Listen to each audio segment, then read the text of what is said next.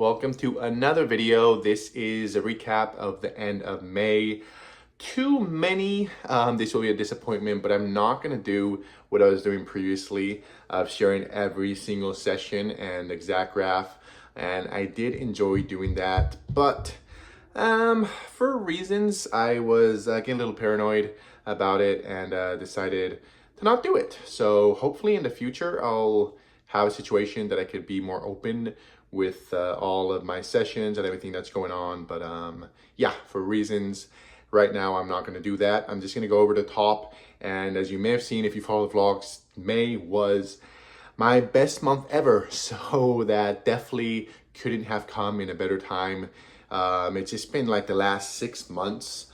It's been a hustle. It's been a struggle, just working my best, not get overwhelmed and stressed. Knowing how small my bankroll was, just knowing that if I have a bad month, if I have just really big losing sessions back to back to back, like I'm screwed. So yeah, thankfully now we are in a better place. Nowhere close to being like safe, but I'm just putting in a bunch of hours. And so just to overcome the downswing and just overcome a little more the variances, because the more hours you put, the lower the variances is. I think the big mistake I made, that hopefully if you want to play poker for a living, this could be a good advice. I knew what my hourly was after like a year and something of playing. So I'm like, okay, this is my hourly and that I am expecting, and this is how much I spend a month. So let's just play the amount of hours that's going to pay the bills. That was a really bad idea, but at the same, but at the same time, it was just because I had to play a good amount of hours and I wanted time with my family and time for my wife to be able to do her job and her hustle too, because she's working on her own projects and her own career. So I wanted to play enough that would pay the bills, and like that she had time to do her job and I had time to be with my family. But yeah, that was a massive mistake because my bankroll wasn't growing. So yeah, over a year, we were providing, we felt comfortable because I was making enough. You know, sometimes there's a little less, but the next month there's a little more. So, you know, every month was pretty good, but my bankroll was always the same. So when July hit last year and I had a month that I was down 4,000, then I had a break-even month. Then I had another, then I don't remember, I was up a little bit, like a couple thousand. Like, that was a massive hit that we were never expecting. I thought cash, you know, it's not like tournaments that people have a losing year. Cash for the most part is pretty stable. You know, there's up and down, but if you put in the hours, you know, I really wasn't expecting to have a losing month. I had before that one break-even month playing, but then I was up a little bit because of promotions. So that just wrecked our reality of how we were comfortable playing, and we just realized like, wow, yeah, we were very, very irresponsible the way we were setting everything up. So I was worried in the moment when it happened and my bankroll was super small and I was just playing, and during that period of time it was really brutal. Thankfully, I think it was a benefit I had my family, because I remember just coming home at night after night and just losing and losing and losing, just no matter what I did, I'm not knowing if it's me now. Am I playing bad? Am I just really running this bad that I'm just down 1,000, and the next day I'm down 800 and 1,000? And I know, like, if this keeps on going, we're not going to be able to live here anymore. And I would just have these feelings of just, how do you call it? Like, I guess self-pity. Or victim, like, why is this happening to me? Like, I don't deserve this. Like, I can't do anything. Like, I can't win. And benefit, I guess, of having a Latina wife. She's the most amazing thing in the world, but definitely she's tough, and she doesn't take well when I act like a victim. Because I remember coming home one night and just being like, I can't win. I just remember coming home. I remember what time I was playing back then, but I think it was like, you know, 1 a.m., 2 a.m. I think I was down like $1,000 again. I just told her, like, I can't win. I just can't do anything. I'm just losing. And she got pretty pissed at me. Not about losing, because she understands how poker is. She understands the variances.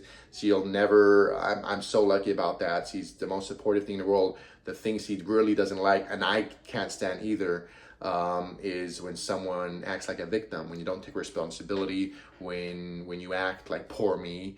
That is just, you can't have that, I think, if you want to play poker for a living. So we had a talk that night, and she helped me kind of get back focused and just remember, like, we just could do what's in our control. You know, I'm a winning player. I know a winning player. I have plenty of hours to prove that.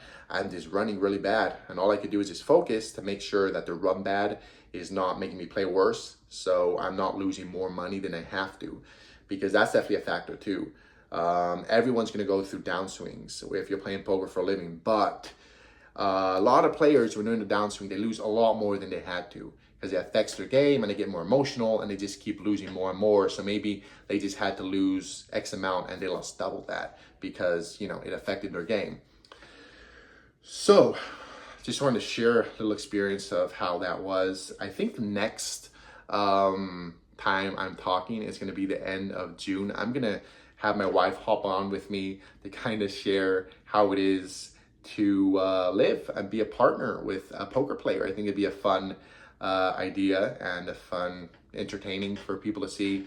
But yeah, just want to share that experience. I'm really honestly proud of myself that I got through that, and I'm really happy because there was points that I wasn't sure if, because we decided, okay, now I'm just gonna play a bunch more hours to make sure that I'm making a good amount more than what we expend a month, so like I can build my bankroll and we can have a pretty hefty bankroll. So in the future, if I run bad like this, we have plenty so I can withstand it and not have to worry about we have to move. So, but there was a point that I was so low, I didn't know if we were gonna have that chance, because if we get to zero, we have to leave. So I feel so happy and relief that now we have the chance. And back to where I used to be. I have the bankroll I had when I was pretty comfortable, and now we have the opportunity to really build it and really get to a comfortable place that we could withstand downswings. Because downswings in 2-5, you know, they're not that crazy. It's not like online, live game, live cash. The downswings aren't that crazy, and I'm really working on improving my game so the downswings are going to lower, because the higher hourly you make, the lower the variances are going to be.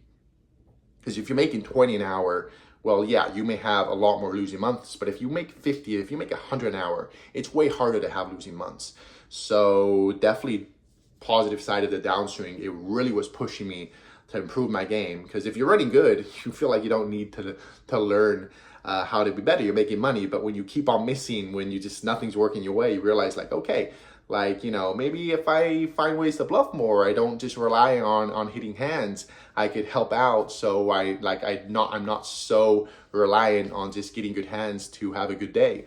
So I've definitely been pumping up my aggression way more.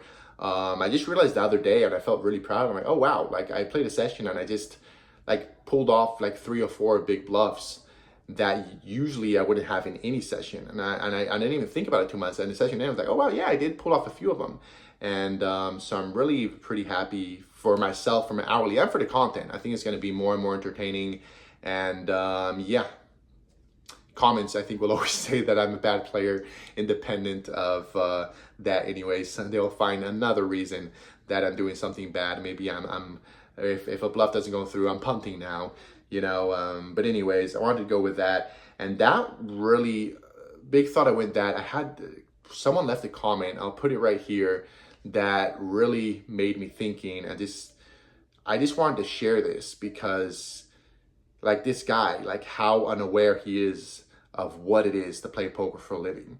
Thinking, I know pre-flop ranges, I know theory of how to play poker, I could do this.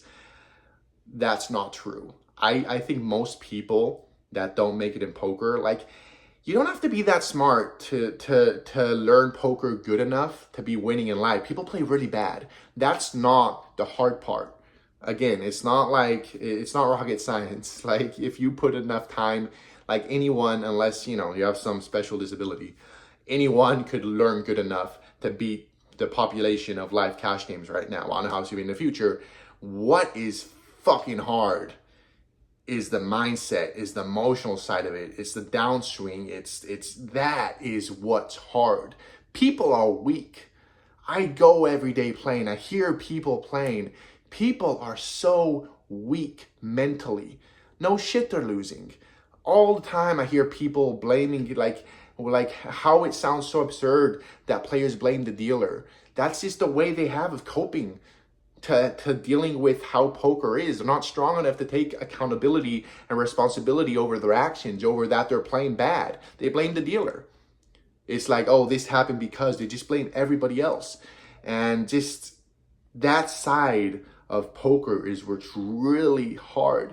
So someone like that comment that says like, oh yeah, I think I'm better than you, so I would like to play against you to know I could make a living off of poker, like that really doesn't matter. I see it plenty of times too, that players that have a good idea of how to play, I know like they have the knowledge to be a winning player, but maybe they have a bad beat, and then I see they start playing more hands. They're playing good and they had that one bad beat, and now they're playing almost every hand. And there it goes. You really, like, the thing about poker is you need to be strict all the time, because you punt once. That's, if you play 1-3, that's to be $300. You play 2-5, that's $1,000. Do you know how hard it is to get that back? You just need to punt a little bit here and there, and you are a losing player. So you need to be focused and strict all the time, because you can't let go once in a while. And maybe you still be an okay winning player, but like, you could lose it once in a while, and that can make the difference between a winning and a losing player. So anyways, I don't want to too much on a rant on that side, but yeah, if you want to do poker for a living, give it a try. Just be aware, and that's part of what I love of poker. I think it just builds your personality. It builds you as a person. One thing that helps me so much is working out. I think I'm the biggest time right now. That's crazy because I barely have time, but it's because I need it so much. It's what keeps me grounded, what keeps me going.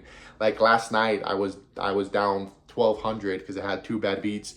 And I wake up this morning and I can indulge in it. I have 2 kids. I have 3 kids that depend on me. I gotta wake up and I gotta feel good, So working out is what really gets me feeling good and pushes me. Like so I definitely think like poker's been one of the best things for me as a person, to just be stronger mentally, and just like in poker, you could be the best player in the world. You can play your best and you're gonna lose. And you got to be okay with it. You got to realize you don't deserve anything. Every day's a new day, and just be humble and just play your best. And so I hope this was entertaining in some way. I went off on a rant. I thought I was going to kind of make this a type of section thing of these are the parts of making poker for a living that you need to know, but I didn't. I just went on a rant. I went all over the place. Hopefully it wasn't too chaotic, and you guys got something out of this. I didn't just waste your time just ranting away. And that is it. Next video is going to be the beginning of June. So hopefully we keep this run good going. I'm still focusing. I'm going through the boot camp again.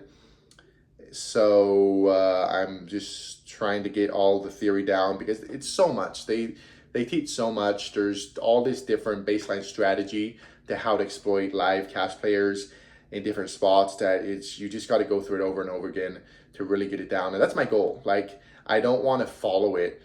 Like the goal of that is not following it. This is what it is. I do it all the time. It's knowing it. So it's the security of knowing I have a strategy that if I'm not sure, I could rely on it and feel comfortable that I know what to do in every position. But from there, I'm aware of the environment. I'm aware of the player situation, and I will drift from the strategy if I believe there's something better to do. But just having that strategy to know there's no position that I'm going to feel I don't know what to do definitely is a great tool to have.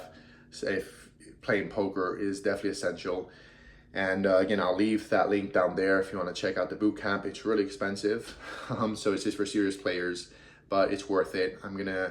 Another thing is I got the Discord going on. That's really fun. We just did a live like study session from one of my vlogs with a guy that I play poker with. He plays bigger than me. He has his 5-10 game going on. He's super GTO, so definitely a very different play style than me. That's really cool to talk with.